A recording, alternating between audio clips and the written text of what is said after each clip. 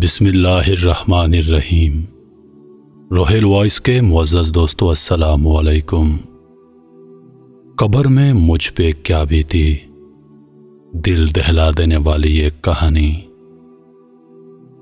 ریاض جانے کے لیے گھنٹہ پہلے میں گھر سے نکلا، لیکن راستے میں رش اور چیکنگ کی وجہ سے ایئرپورٹ لیٹ پہنچا۔ جلدی سے گاڑی پارکنگ میں کھڑی کی اور دوڑتے ہوئے کاؤنٹر پر پہنچا۔ کاؤنٹر پر موجود ملازم سے میں نے کہا، مجھے ریاض جانا ہے۔ اس نے کہا، ریاض والی فلائٹ تو بند ہو چکی ہے۔ میں نے کہا، پلیز مجھے ضرور آج شام ریاض پہنچنا ہے۔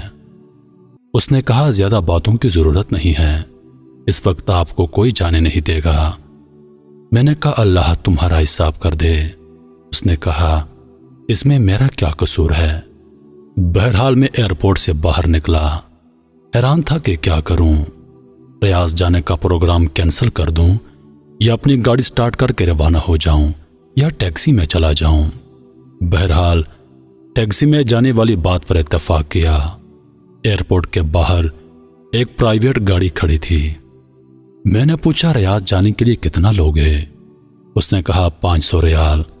بہرحال 450 ریال میں بڑی مشکل سے راضی ہو گیا اور اس کے ساتھ بیٹھ کر ریاض کے لیے روانہ ہو گیا۔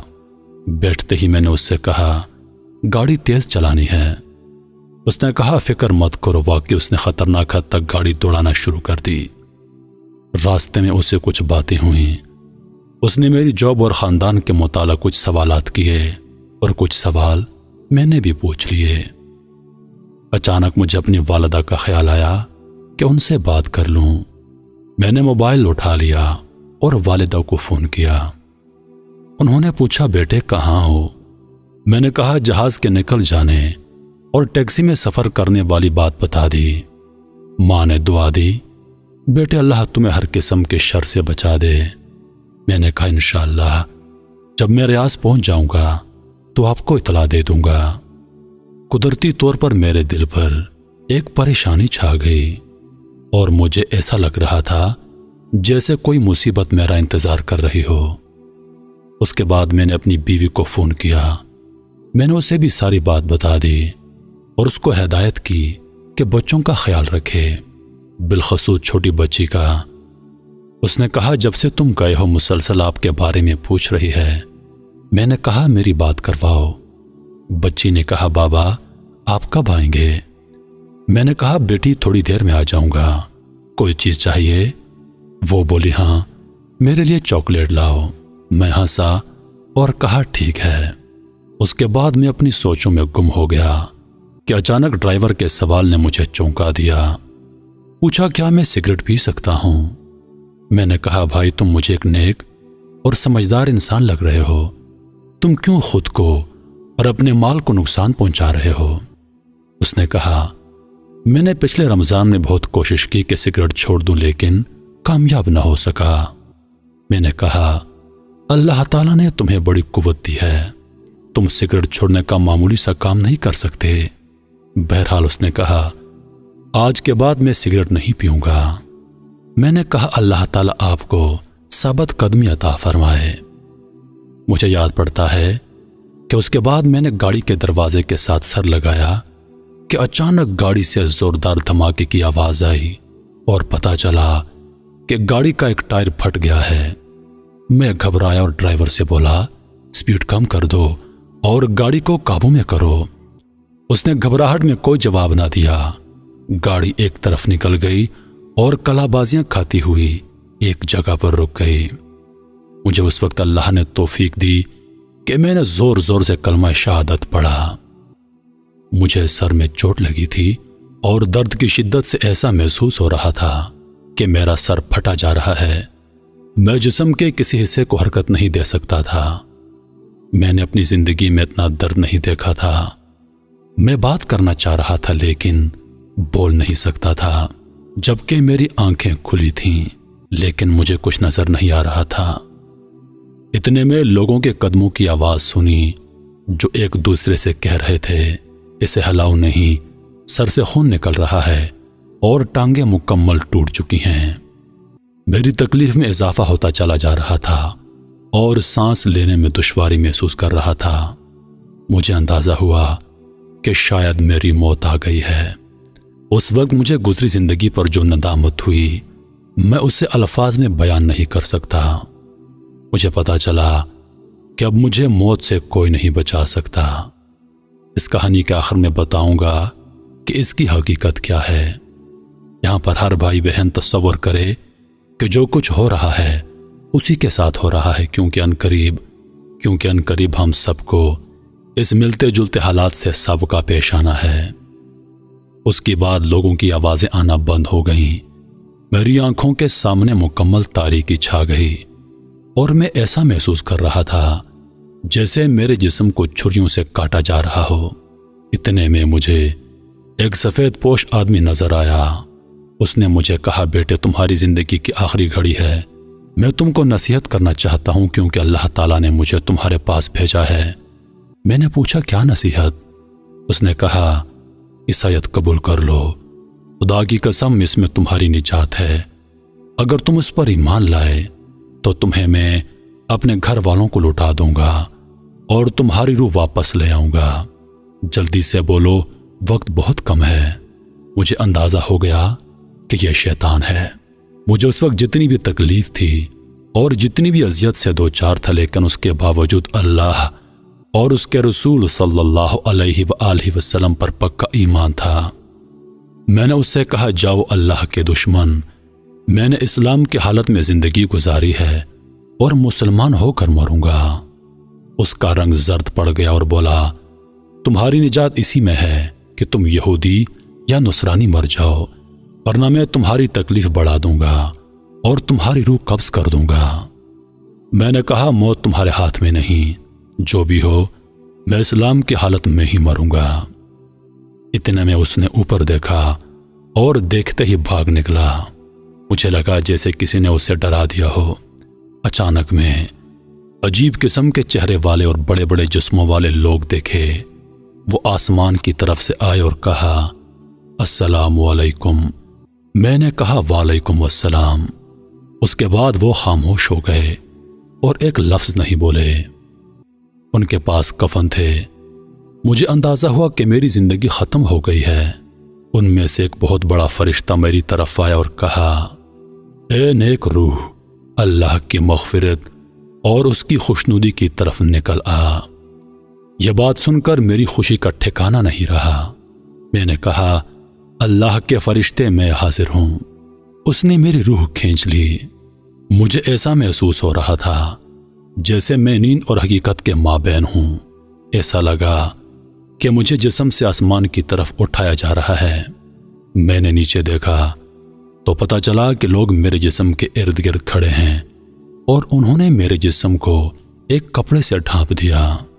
ان میں سے کسی نے کہا، انا للہ و انا الیہ راجعون۔ میں نے دو فرشتوں کو دیکھا کہ وہ مجھے وصول کر رہے ہیں اور مجھے کفن میں ڈال کر اوپر کی طرف لے جا رہے ہیں۔ میں نے دائیں بائیں دیکھا تو مجھے آسمان کے علاوہ کچھ نظر نہیں آیا۔ میں بلندی سے بلندی کی طرف لے جایا جا رہا تھا۔ ہم بادلوں کو چیرتے چلے گئے جیسے میں ایک جہاز میں بیٹھا ہوں، یہاں تک کہ پوری زمین مجھے ایک گیند کی طرح نظر آنے لگی۔ میں نے ان دونوں فرشتوں سے پوچھا کہ اللہ مجھے جنت میں داخل کرے گا؟ انہوں نے کہا، اس کا علم صرف اللہ تعالیٰ کو ہے، ہمیں صرف تمہاری روح قبض کرنے کی ذمہ داری سونپی گئی تھی اور ہم صرف مسلمانوں پر مامور ہیں۔ ہمارے قریب سے کچھ اور فرشتے گزر گئے جن کے پاس ایک روح تھی اور اس سے ایسی خوشبو آ رہی تھی کہ میں نے اپنی زندگی میں اتنی زبردست خوشبو نہیں سونگھی تھی۔ میں نے حیرانگی کے عالم میں فرشتوں سے پوچھا، یہ کون ہے؟ انہوں نے کہا، یہ ایک شہید ہے جس کا نام ابو لابد ہے۔ میں نے کہا، کاش میں شہید ہو کر مرتا۔ اس کے بعد کچھ اور فرشتے ہمارے قریب سے گزرے اور ان کے پاس ایک روح تھی جس سے سخت بدبو آ رہی تھی۔ میں نے پوچھا، یہ کون ہے؟ انہوں نے کہا، یہ بتوں کو پوجنے والا ہے جسے تھوڑی دیر پہلے اللہ تعالیٰ نے اپنے عذاب سے ہلاک کر دیا۔ میں نے کہا کہ شکر ہے میں کم از کم مسلمان مرا ہوں۔ میں نے کہا، میں نے آخرت کے سفر کے حوالے سے بہت پڑھا ہے، لیکن یہ جو کچھ ہو رہا ہے میں نے کبھی اس کا تصور نہیں کیا۔ انہوں نے کہا شکر کرو مسلمان مرے ہو، لیکن ابھی تمہارے سامنے سفر بہت لمبا ہے اور بے شمار مراحل ہیں۔ اس کے بعد ہم فرشتوں کے ایک بہت بڑے گروہ کے پاس سے گزر گئے اور ہم نے انہیں سلام کیا۔ انہوں نے پوچھا یہ کون ہے؟ میرے ساتھ والے 2 فرشتوں نے جواب دیا کہ یہ ایک مسلمان ہے جو تھوڑی دیر پہلے مرا ہے اور اللہ نے ہمیں اس کی روح قبض کرنے کا حکم دیا۔ انہوں نے کہا مسلمانوں کے لیے بشارت ہے کیونکہ یہ اچھے لوگ ہیں۔ میں نے فرشتوں سے پوچھا یہ کون لوگ ہیں؟ انہوں نے کہا یہ وہ فرشتے ہیں جو آسمان کی حفاظت کرتے ہیں اور یہاں سے شیطانوں پر شہاب پھینکتے رہتے ہیں۔ میں نے کہا یہ تو اللہ تعالیٰ کی بہت عظیم مخلوق ہے۔ انہوں نے کہا اس سے بھی زیادہ عظیم فرشتے ہیں۔ میں نے پوچھا کون ہیں وہ؟ بولے جبریل اور عرش کو اٹھانے والے فرشتے۔ یہ سب مخلوق ایسی ہے کہ اللہ تعالیٰ کے حکم کی سرتابی نہیں کرتے۔ اللہ پاک ان کو جو حکم دیتا ہے وہ کرتے ہیں۔ اس کے بعد ہم مزید اوپر چڑھتے گئے یہاں تک کہ آسمان کی دنیا پر پہنچ گئے۔ میں اس وقت ایک خوف اور قرب کے عالم میں تھا کہ نہ معلوم آگے کیا ہوگا۔ میں نے آسمان کو بہت بڑا پایا اور اس کے اندر دروازے تھے جو بند تھے اور ان دروازوں پر فرشتے تھے جن کے جسم بہت بڑے تھے۔ فرشتوں نے کہا السلام علیکم ورحمۃ اللہ وبرکاتہ، اور ان کے ساتھ میں نے بھی یہ الفاظ دہرائے۔ دوسرے فرشتوں نے جواباً کہا وعلیکم السلام ورحمۃ اللہ وبرکاتہ، اور انہوں نے کہا رحمت کے فرشتوں اہلاً و سہلاً، ضرور یہ مسلمان ہوگا۔ میرے ساتھ والے فرشتوں نے کہا ہاں یہ مسلمان ہے۔ انہوں نے کہا تم اندر آ سکتے ہو کیونکہ آسمان کے دروازے صرف مسلمانوں کے لیے کھلتے ہیں۔ کافروں کے بارے میں اللہ تعالیٰ کا حکم ہے اور کافروں کے لیے آسمان کے دروازے نہیں کھلیں گے۔ ہم اندر آ گئے تو بہت ساری عجیب چیزیں دیکھیں، پھر ہم آگے بڑھے اور اوپر چڑھنا شروع کر دیا، یہاں تک کہ پہلا، دوسرا، تیسرا، چوتھا، پانچواں، چھٹا اور بالآخر 7ویں آسمان پر جا پہنچے۔ یہ آسمان باقی تمام آسمانوں سے بڑا نظر آ رہا تھا، جیسے ایک بہت بڑا سمندر۔ فرشتوں نے سلام کیا، مجھ پر عجیب ہیبت طاری ہوئی، سر نیچے کیا اور آنسو جاری ہو گئے۔ فرشتوں کو کہا گیا اسے زمین کی طرف واپس لے جاؤ کیونکہ میں نے انہیں زمین سے پیدا کیا اور اسی میں سے ان کی واپسی ہوگی، اور ایک بار پھر اسی زمین سے ان کو دوبارہ اٹھاؤں گا۔ شدید رعب، ہیبت اور خوشی کے ملے جلے جذبات میں نے کہا پروردگار تو پاک ہے، لیکن ہم نے تیری وہ بندگی نہیں کی جو ہونی چاہیے تھی۔ فرشتے مجھے لے کر واپس زمین کی طرف روانہ ہوئے اور جہاں جہاں سے گزرتے گئے فرشتوں کو سلام کرتے گئے۔ میں نے راستے میں ان سے پوچھا کیا میں اپنے جسم اور گھر والوں کے متعلق جان سکتا ہوں؟ انہوں نے کہا اپنے جسم کو ان قریب تم دیکھ لو گے، لیکن جہاں تک تمہارے گھر والوں کا تعلق ہے ان کی نیکیاں آپ کو پہنچتی رہیں گی، لیکن تم انہیں دیکھ نہیں سکتے۔ اس کے بعد وہ مجھے زمین پر واپس لے آئے اور کہا اب تم اپنے جسم کے ساتھ رہو، ہمارا کام ختم ہو گیا، اب قبر میں تمہارے پاس دوسرے فرشتے آئیں گے۔ میں نے کہا اللہ تعالیٰ آپ کو جزائے خیر دے، کیا میں دوبارہ آپ کو دیکھ سکوں گا؟ انہوں نے کہا ہاں، قیامت کے دن۔ اس کے ساتھ ہی ان پر ہیبت طاری ہوئی۔ پھر انہوں نے کہا اگر تم اہل جنت میں سے نکلے تو ہم ساتھ ساتھ ہوں گے انشاءاللہ۔ میں نے پوچھا جو کچھ میں نے دیکھا اور سنا کیا اس کے بعد بھی میرے جنت میں جانے میں کوئی شک رہ گیا ہے؟ انہوں نے کہا تمہارے جنت جانے کے بارے میں اللہ تعالیٰ بہتر جانتا ہے۔ تم کو جو عزت ملی وہ صرف اس لیے کہ تم مسلمان مرے ہو، لیکن تمہیں اعمال کی پیشی اور میزان سے ضرور سابقہ پیش آنا ہے۔ مجھے اپنے گناہ یاد آئے اور کہا کہ زور زور سے رو لوں۔ انہوں نے کہا، اپنے رب سے نیک گمان کرو کیونکہ وہ کسی پر ظلم ہرگز نہیں کرتا۔ اس کے بعد انہوں نے سلام کیا اور بڑی تیزی سے اوپر کی طرف اٹھ گئے۔ میں نے اپنے جسم پر نظر دوڑائی، میری آنکھیں بند تھیں اور میرے ارد گرد میرے بھائی اور والد صاحب رو رہے تھے۔ اس کے بعد میرے جسم پر پانی ڈالا گیا تو مجھے پتا چلا کہ مجھے غسل دیا جا رہا ہے۔ ان کے رونے سے مجھے تکلیف ملتی اور جب میرے لیے دعا کرتے تو اللہ پاک مجھ پر رحم فرماتا۔ ان کی یہ بات مجھے راحت پہنچاتی۔ اس کے بعد میرے جسم کو سفید کفن پہنایا گیا۔ میں نے اپنے دل میں کہا، افسوس، میں اپنے جسم کو اللہ کی راہ میں ختم کرتا، کاش میں شہید ہوتا۔ افسوس، میں ایک گھڑی بھی اللہ کی ذکر یا نماز یا عبادت کے بغیر نہ گزارتا، کاش میں شب و روز اللہ کی راہ میں مال خرچ کرتا۔ افسوس، ہائے افسوس۔ اتنے میں لوگوں نے میرا جسم اٹھایا۔ میں اپنے جسم کو دیکھ رہا تھا لیکن نہ تو اس کے اندر جا سکتا ہوں اور نہ دور ہو سکتا ہوں۔ ایک عجیب سی صورتحال سے دو چار تھا۔ مجھے جب اٹھایا گیا تو جو چیز میرے لیے اس وقت تکلیف دہ تھی وہ میرے گھر والوں کا رونا تھا۔ میرا دل کر رہا تھا کہ میں اپنے ابا سے کہہ دوں، ابا جان آپ رونا بند کر دیں، بلکہ میرے لیے دعا کریں کیونکہ آپ کا رونا مجھے تکلیف دے رہا ہے۔ میرے رشتہ داروں میں اس وقت جو کوئی میرے لیے دعا کرتا تو اس سے مجھے راحت ملتی۔ مجھے مسجد پہنچایا گیا اور وہاں پر اتارا گیا۔ میں نے سنا کہ لوگ نماز پڑھنے لگے۔ مجھے شدید خواہش ہوئی کہ میں بھی ان کے ساتھ نماز میں شریک ہو جاؤں۔ میں نے سوچا کتنے خوش قسمت ہیں یہ لوگ کہ نیکیاں کما رہے ہیں جبکہ میرا عمل نامہ بند ہو گیا ہے۔ نماز ختم ہو گئی۔ مؤذن نے اعلان کیا۔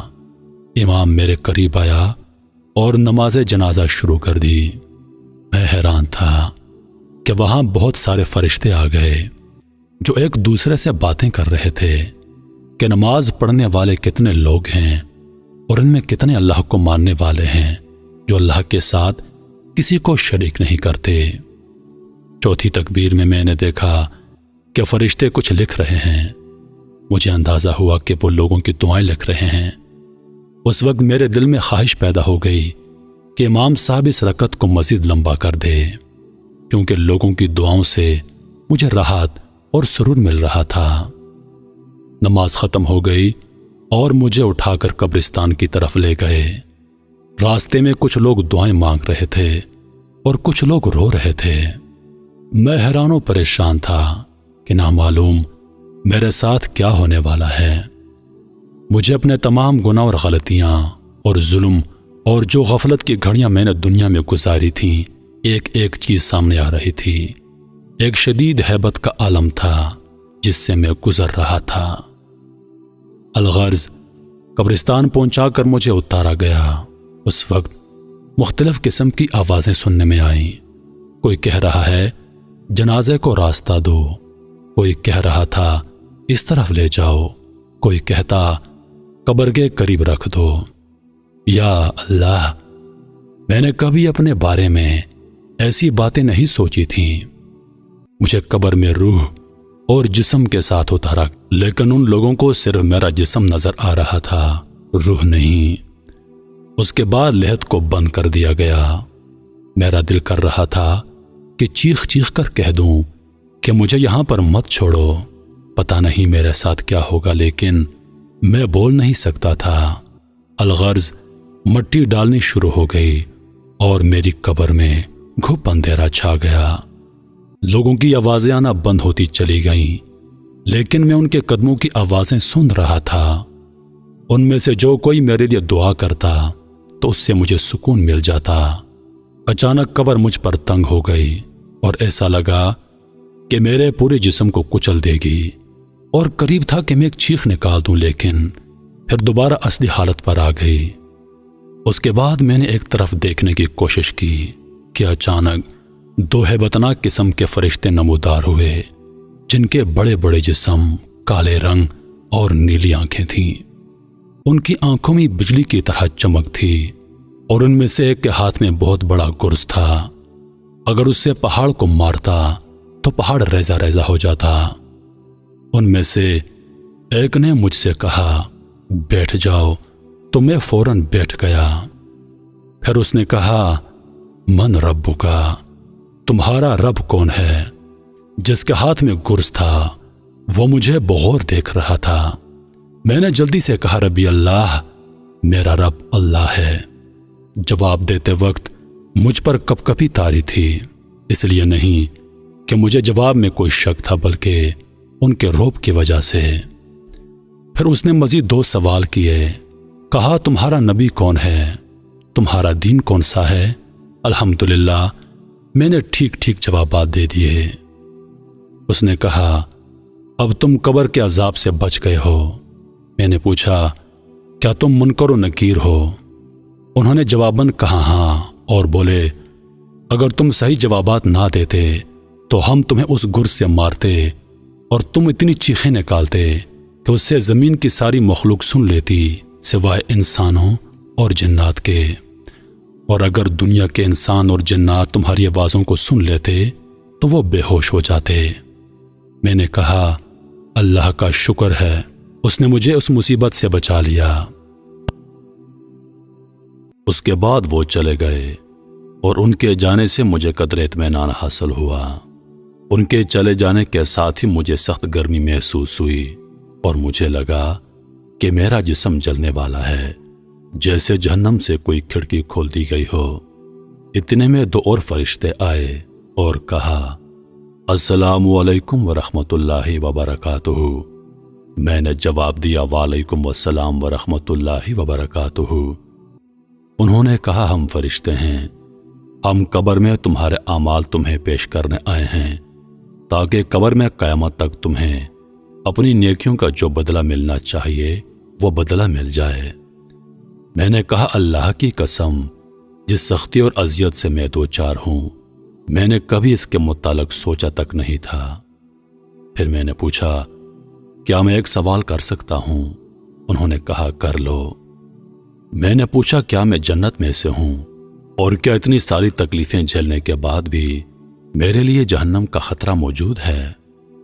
انہوں نے کہا تم ایک مسلمان ہو، اللہ اور اس کے رسول صلی اللہ علیہ وسلم پر ایمان لائے ہو، لیکن جنت جانے کا علم اللہ کے سوا کسی کو نہیں۔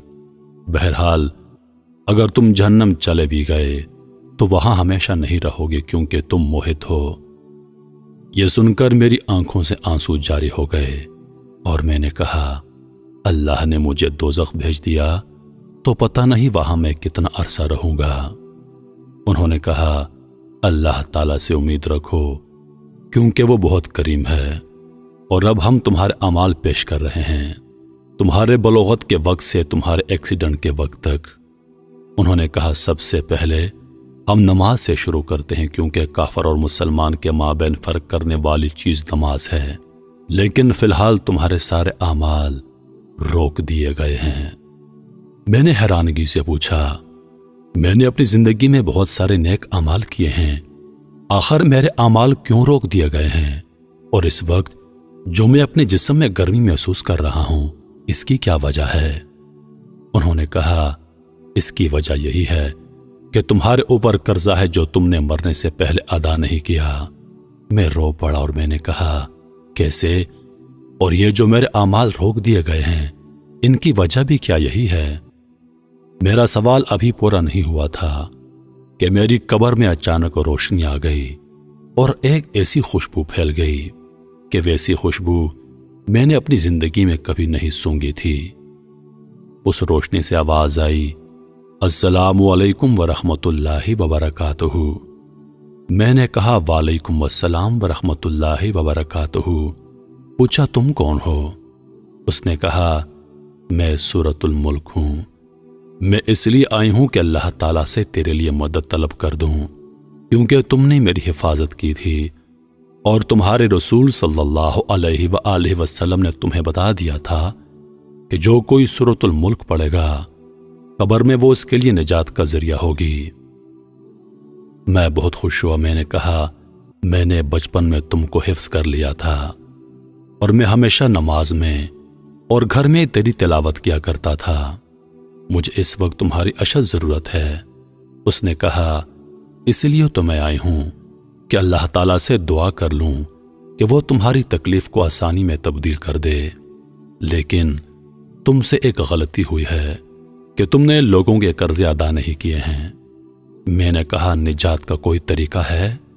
اس نے کہا، 3 باتوں میں سے کوئی ایک تمہارا مسئلہ حل کر سکتا ہے۔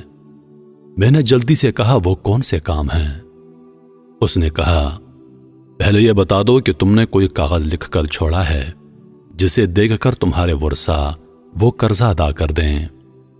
ورثہ کا نام سن کر میرے آنسو نکل آئے۔ مجھے تمام گھر والے، امی، ابو، بیوی، بہن، بھائی اور بچے یاد آنے لگے۔ پتہ نہیں میرے بعد ان کا کیا حال ہوگا۔ میری چھوٹی بچی جس کے ساتھ میں نے چاکلیٹ کا وعدہ کیا تھا، اب کون اس کے لیے چاکلیٹ لے کر آئے گا؟ میری بیوی کو لوگ بیوہ کہیں گے، کون ان کا خیال رکھے گا؟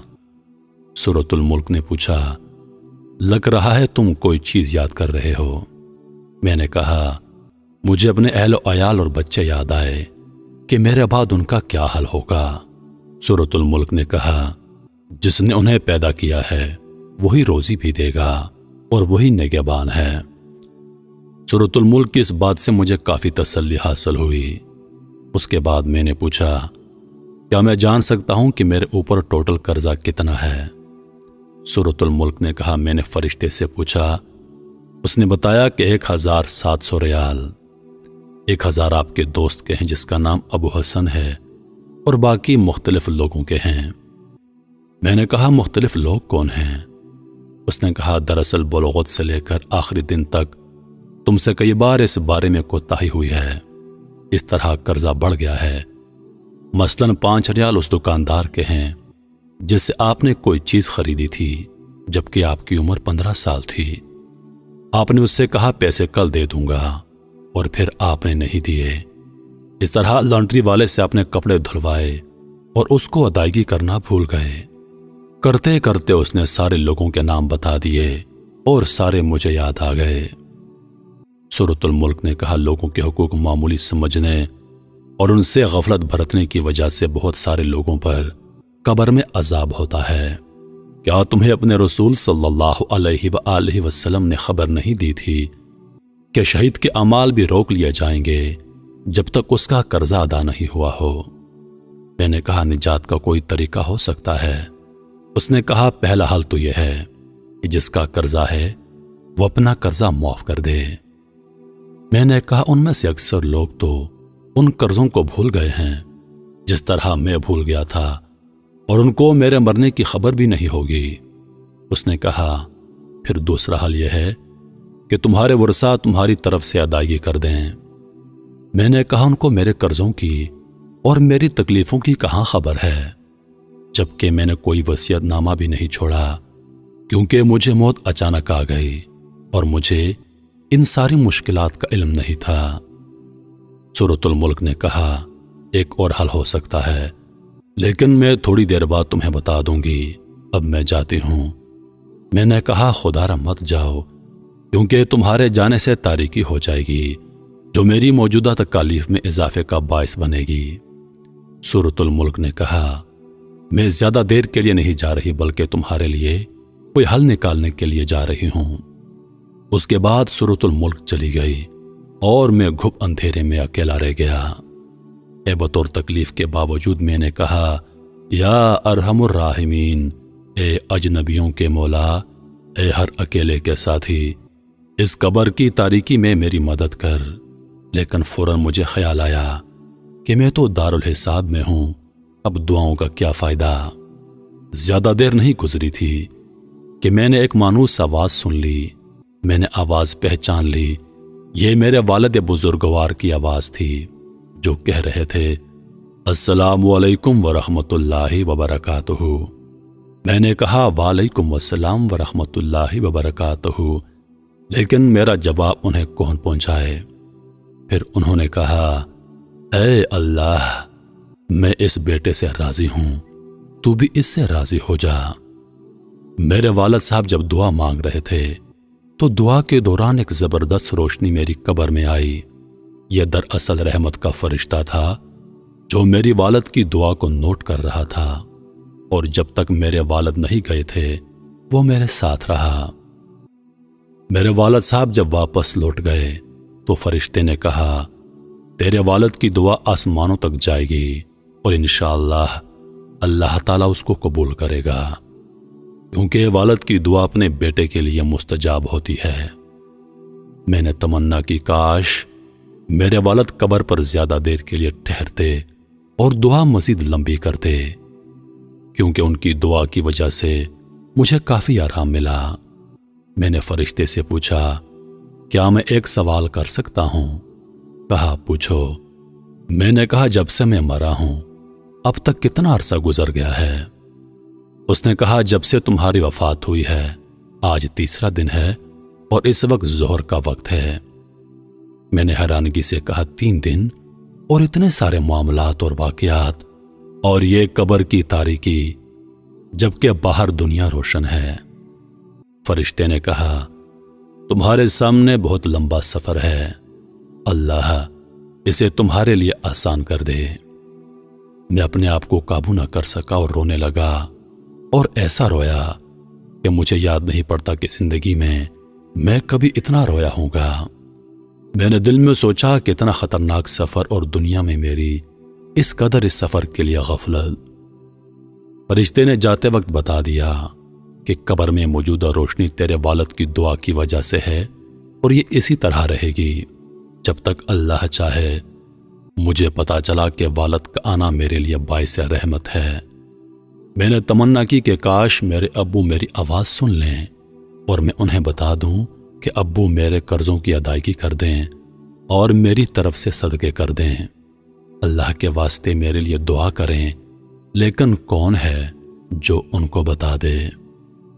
میں نے محسوس کیا کہ بعض اوقات میرے جسم کی گرمی کم ہو جاتی تھی لیکن اچانک پھر سے بڑھ جاتی۔ میں نے اندازہ لگایا کہ اس کا تعلق میرے حق میں لوگوں کی دعا ہے۔ اچانک میری قبر میں دوبارہ وہ روشنی آئی جو اس سے پہلے میں دیکھ چکا تھا، یعنی سورۃ الملک کی۔ سورۃ الملک نے کہا، تمہارے لیے 2 خوشخبریاں ہیں۔ میں نے اشتیاق کے ساتھ فوراً کہا، کیا ہے؟ تمہارے دوست نے اللہ کی خاطر تمہارا قرضہ معاف کر دیا ہے۔ میں نے اللہ تعالیٰ کا شکر ادا کیا، اور مجھے پتا تھا کہ میری گرمی کم ہو جانے کی وجہ شاید یہی تھی۔ میں نے کہا، دوسری خوشخبری کیا ہے؟ اس نے کہا کہ میں نے اللہ تعالیٰ سے بہت درخواستیں کی، لیکن انسانوں کے حقوق وہ معاف نہیں کرتا۔ البتہ اللہ تعالیٰ نے ایک فرشتہ بھیج دیا جو تیرے رشتہ داروں میں سے کسی کو خواب میں آئے گا تاکہ وہ تمہارے قرضوں کے متعلق سمجھ جائیں۔ تمہارے خیال میں کون بہتر ہے، جس کو خواب میں فرشتہ کسی شکل میں آئے اور پھر وہ اس کو سچا سمجھ کر قرضے کی ادائیگی کر دے؟ میں نے اپنی امی کے بارے میں سوچا، لیکن پھر سوچا اگر اس نے مجھے خواب میں دیکھا تو رونا شروع کر دے گی اور خواب کی تعبیر نہیں سمجھ سکے گی۔ پھر میں نے تمام رشتہ داروں کے متعلق سوچا، جو بندہ مجھے بہتر لگا وہ میری بیوی تھی، کیونکہ وہ ہمیشہ خوابوں کو اہتمام دیا کرتی تھی۔ میں نے کہا، میری بیوی اگر مجھے خواب میں دیکھ لے تو ہو سکتا ہے کہ وہ اس کی تعبیر سمجھ جائے۔ سورۃ الملک نے کہا، میں متعلقہ فرشتے کو اطلاع دیتی ہوں اور اللہ سے دعا کرتی ہوں کہ وہ آپ کی مشکل کو آسان کر دے۔ اس کے بعد سورۃ الملک چلی گئی اور میری قبر میں بدستور وہ روشنی باقی تھی جو میرے والد کی دعا کی برکت سے آئی تھی، اور میں انتظار کرتا رہا جیسے کہ جیل کے اندر ہوں۔ مجھے ٹائم کا کوئی اندازہ نہیں تھا، کیونکہ یہاں گھڑی نہیں تھی، نہ نماز، نہ کھانا پینا، نہ کوئی اور مصروفیت۔ دعائیں مانگنا اور ذکر و اذکار بھی بیکار۔ بعض اوقات لوگوں کے قدموں کی آوازیں سن لیتا تو اندازہ کر لیتا کہ شاید کسی کا جنازہ ہے۔ بعض اوقات لوگوں کے ہنسنے کی آوازیں آ جاتی تو مجھے تعجب ہوتا تھا کہ ان کو اندازہ نہیں کہ ہم کس صورتحال سے دو چار ہیں۔ کافی وقت گزرنے کے بعد اچانک میرے جسم کی گرمی بڑھنی شروع ہوئی اور میں چیخنے لگا تھا۔ ایسا لگ رہا تھا جیسے میں ایک تندور کے اندر ہوں۔ میرے خوف میں اضافہ ہوتا چلا جا رہا تھا، لیکن پھر اچانک گرمی کم ہونا شروع ہو گئی، یہاں تک کہ بالکل غائب ہو گئی۔ سمجھ میں نہیں آ رہا تھا کہ ایسا کیوں ہو جاتا ہے۔ اس کے بعد ایک بار پھر سورۃ الملک کی روشنی آ گئی اور مجھے کہا، تمہیں مبارک ہو۔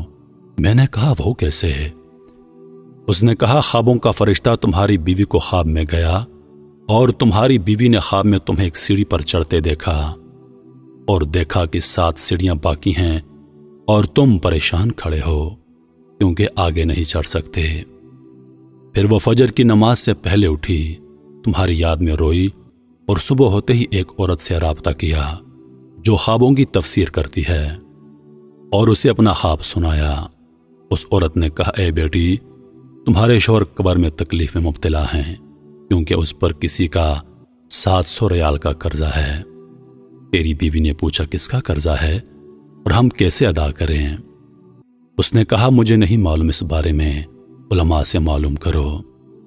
پھر تیری بیوی نے ایک شیخ کی اہلیہ سے رابطہ کیا اور اس کو ساری بات بتا دی تاکہ وہ شیخ سے جواب پوچھ لے۔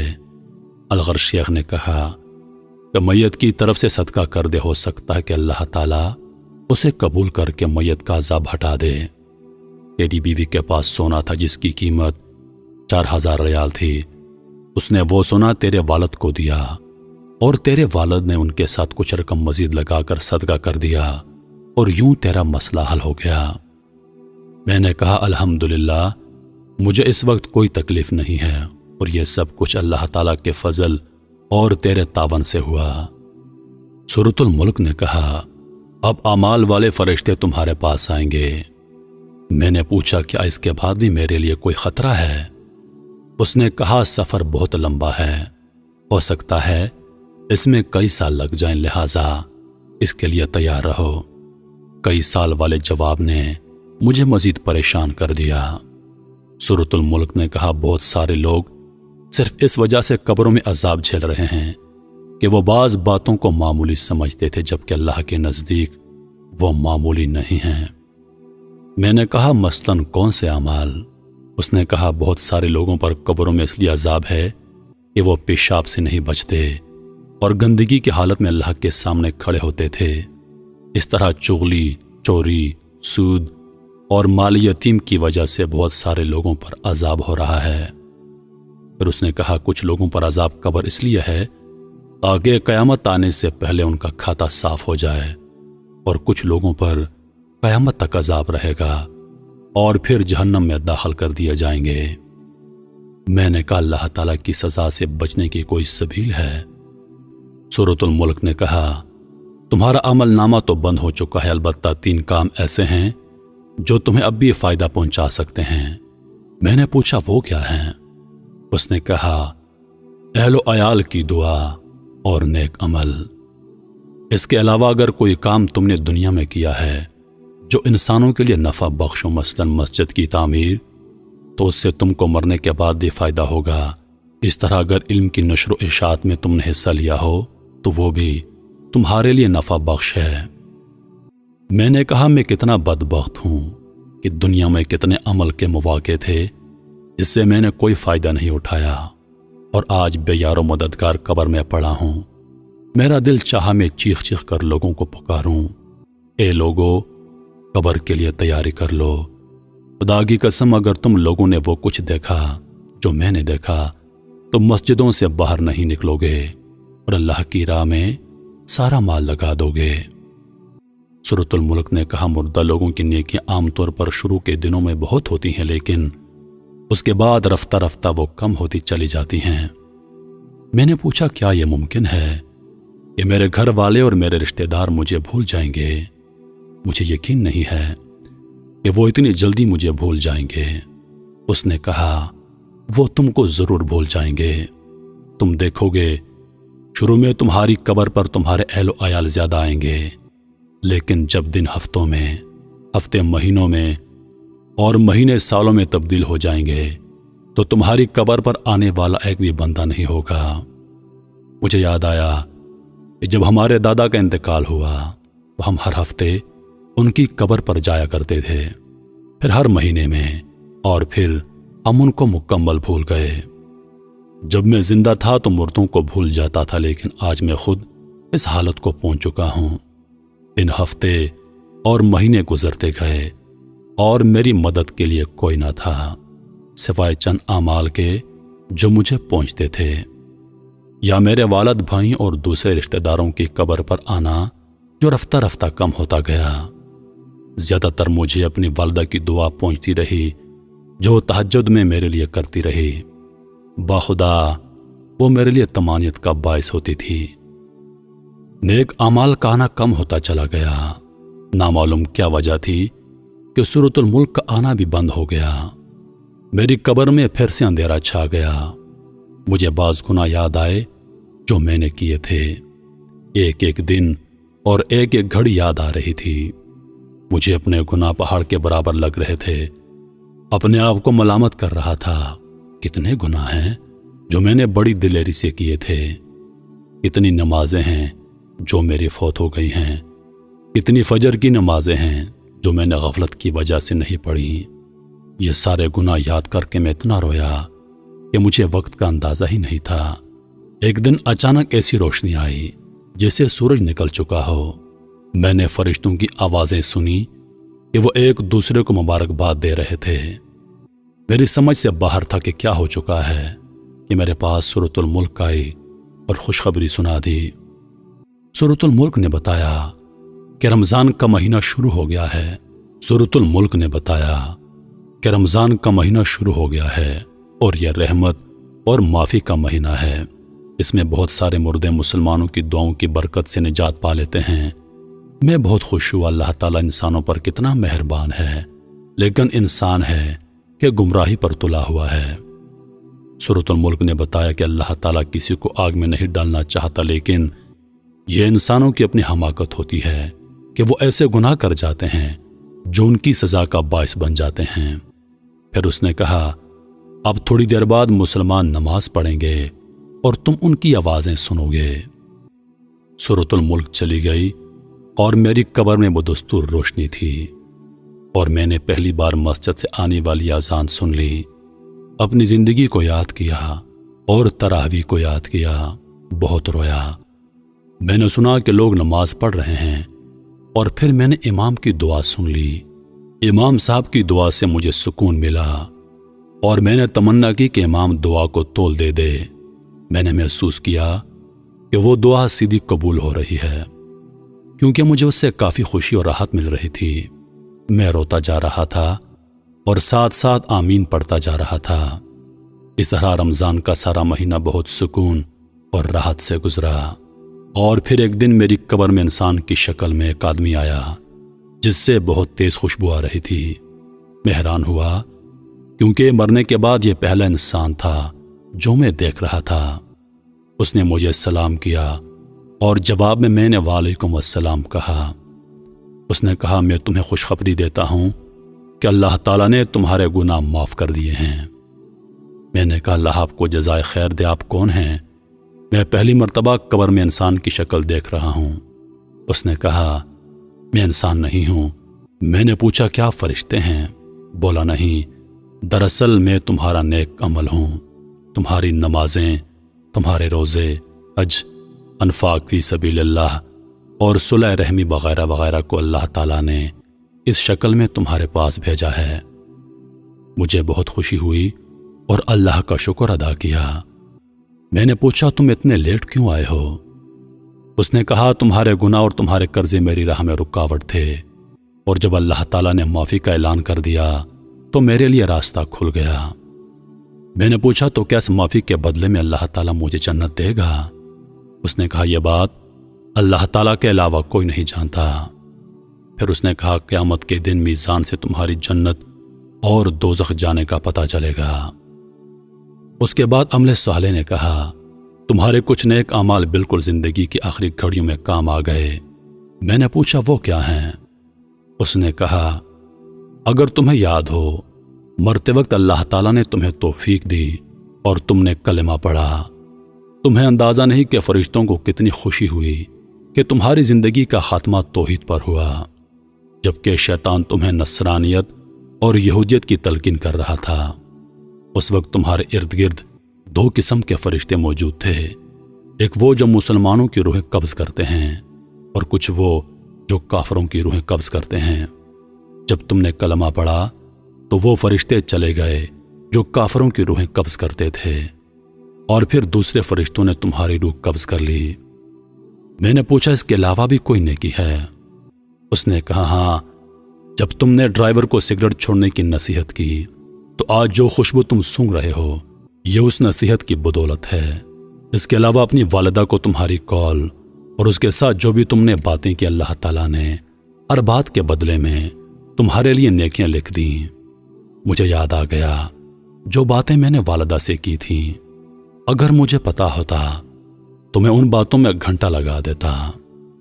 پھر عمل صالح نے کہا زندگی کے آخری وقت ایک گناہ بھی تمہارے کھاتے میں لکھا گیا ہے۔ میں حیران ہوا اور پوچھا وہ کیسے؟ عمل صالح بولا تم نے بچی سے کہا کہ میں تھوڑی دیر میں آ جاؤں گا، اس طرح تم نے اسے جھوٹ بول دیا، کاش مرنے سے پہلے تم توبہ کر لیتے۔ میں رویا، میں نے کہا اللہ کی قسم میرا ارادہ جھوٹ کا نہیں تھا، بلکہ میرا خیال یہ تھا کہ اس طرح وہ میرے آنے تک صبر کر لے گی۔ اس نے کہا جو بھی ہو آدمی کو سچ بولنا چاہیے، کیونکہ اللہ تعالیٰ سچے لوگوں کو پسند کرتا ہے اور جھوٹ بولنے والوں کو ناپسند کرتا ہے، لیکن لوگ اس میں بہت تساہل اور غفلت کا مظاہرہ کرتے ہیں۔ پھر اس نے کہا تمہاری وہ بات بھی گناہ کے کھاتے میں لکھ دی گئی ہے جو تم نے ایئرپورٹ میں کاؤنٹر پر بیٹھے ہوئے شخص سے کہہ دی کہ اللہ تعالیٰ تمہارا حساب کر دے۔ اس طرح تم نے ایک مسلمان کا دل دکھا دیا۔ میں حیران ہو گیا کہ اتنی معمولی باتیں بھی ثواب اور گناہ کا باعث بنتی ہیں۔